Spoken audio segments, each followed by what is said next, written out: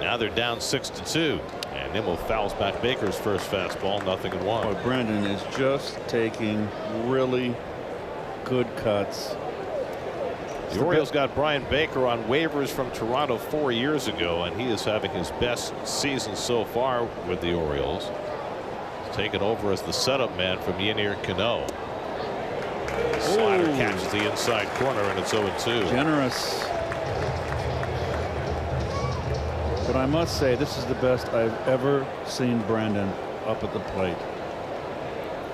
And he is just really swinging it well. Baker's rushing it up there, 96-98. Lindor and Soto to follow. Mets have already rallied once in this game.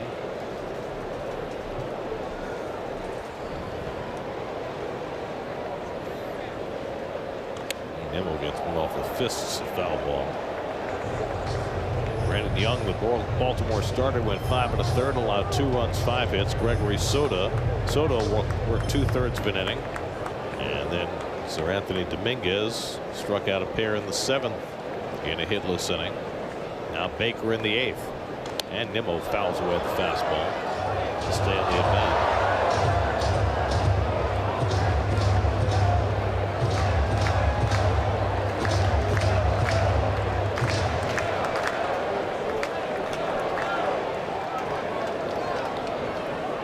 Two to Brandon. He lifts one foul.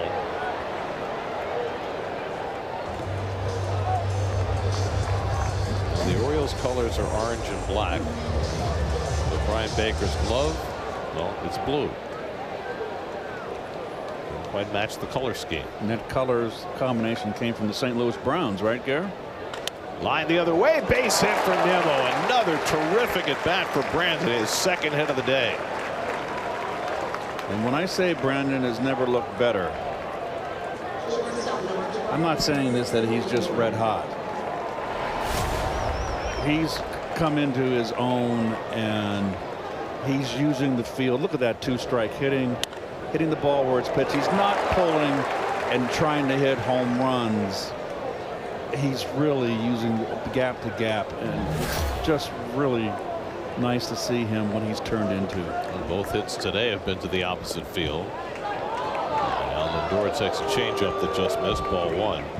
Francisco's 0 for 3, a pop up with ground out and a fly out.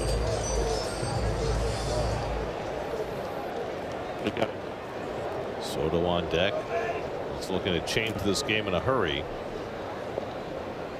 And Lindor socks one to deep center field. Back goes Mullins. He takes a look, and it's out of here. Francisco Lindor cuts the lead in half with a 2-run homer. Number 18 for Lindor. And the Mets pull within 2 runs. It's now 6-4. Dead central, 425 feet away. Fastball right down the pipe and down right into Francisco's wheelhouse, right there. A little on the outer half. You hit it here, it's going to go. And the Mets always have to, when they turn that top of the order, you almost feel like they've got to make hay when that top of the order comes up. Second home run of the night for the Mets. Mauricio homered earlier. Now Soto bats. Baker still looking for his first out. And he goosed that changeup and missed low, ball 1.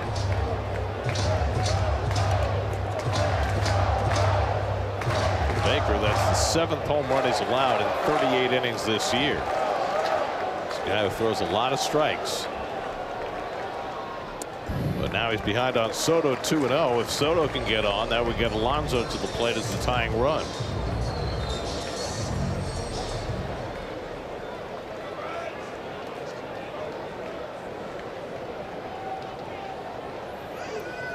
Two 0 to Juan, and he swings at a high breaking ball and misses. Boy, that was he wasn't expecting that. A high change or splitter, not a good pitch. The off speed fooled him. He was looking to go downtown.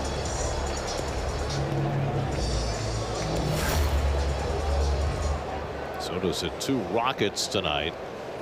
Base hit and a line out to right.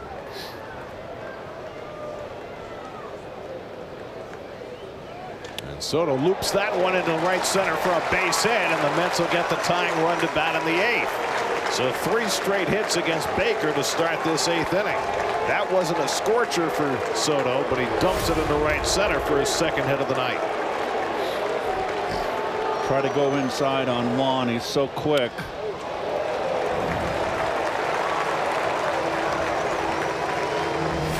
Andrew Kittredge is up in the bullpen for Baltimore.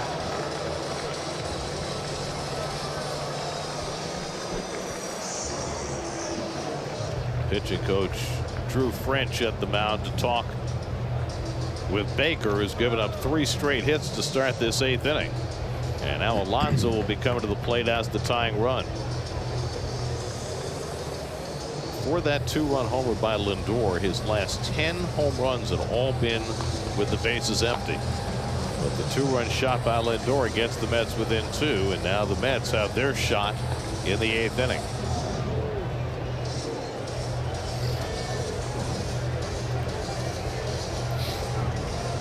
He has struck out, grounded into a double play, and been intentionally walked. The double play was the 14th of the year for Alonso, which ties him with Soto for the most in the National League. It's the last result the Mets want here.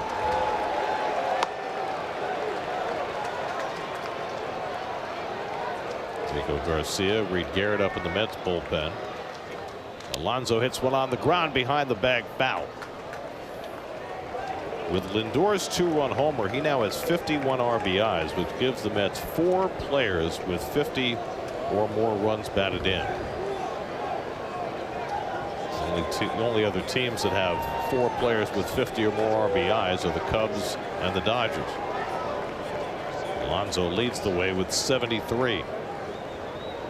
And he hits one in the air to deep right center. Back goes Mullins to the warning track at the wall. It's out of here.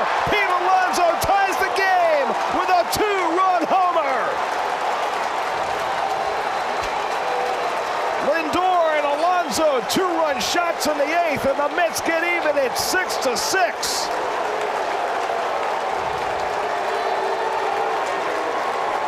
Number 247 for Alonso, 5 away from Strawberry, and he gets the Mets even in the 8th.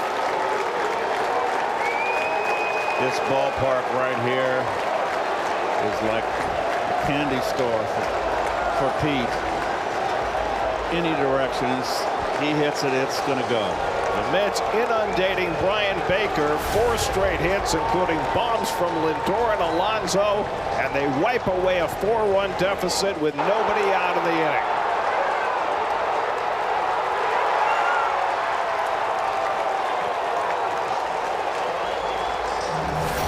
Tony Mansolino will go back to his bullpen and bring in Kittredge. Mets have tied it in the 8th. We'll be right back.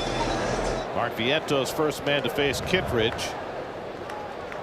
And his first sinker is in for a strike, 0-1. Got a little funky delivery, to say the least. Kittredge now 35 years old. Vientos, second at bat of the game. Takes the slider down, ball and a strike. Vientos batted for Winker with 2 men on in the 6th and grounded out. Stayed in that DH spot. McNeil and Torrens to follow. And Vientos takes a knee-high slider for a strike, and it's 1-2. Well, here the big 4 came through here in the 8th. Oh, made one after the other. For his 18th home run, Alonso is 21st. Pete now has 75 RBIs with almost a week to go till the All-Star break. 1-2 to Vientos. And Mark takes a slider outside. 2 balls, 2 strikes. So that wipes away Brandon Young's chance for his first big league win. Orioles bullpen has been so good, but Baker blew up here in the 8th. Off the end of the bat, that'll go foul. The Orioles put together a 4-run inning against Clay Holmes in the 6th inning, and the Mets respond with a 4-run inning of their own in the 8th.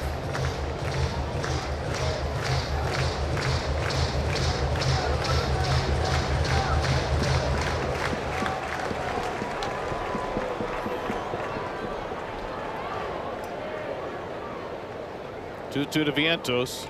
He lifts one foul. You know, the Mets have not come from 4 runs behind to win a game this year. Really? If they were to do it tonight, it would be the first time. It would be a lovely victory, would it not? To begin the road trip. 2-2 coming. And Vientos lifts one out to right. Laureano back. He'll have room in front of the warning track. Puts it away. And the ball's been flying tonight. Every time it goes in the air, you hold your breath. It's the first out here in the top of the 8th. And now Jeff McNeil is 0 for 3 today.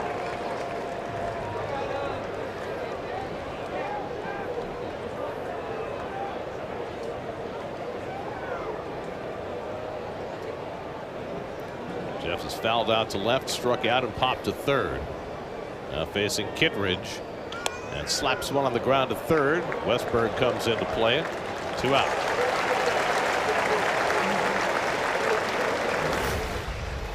All right, number 1, fastball out over the plate. Little chat. And then Pete gets a slider, a high slider. And Pete's become such a good breaking ball hitter. And I love it when he uses that opposite gap.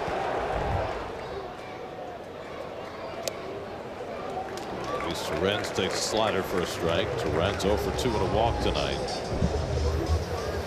What a year Pete is having.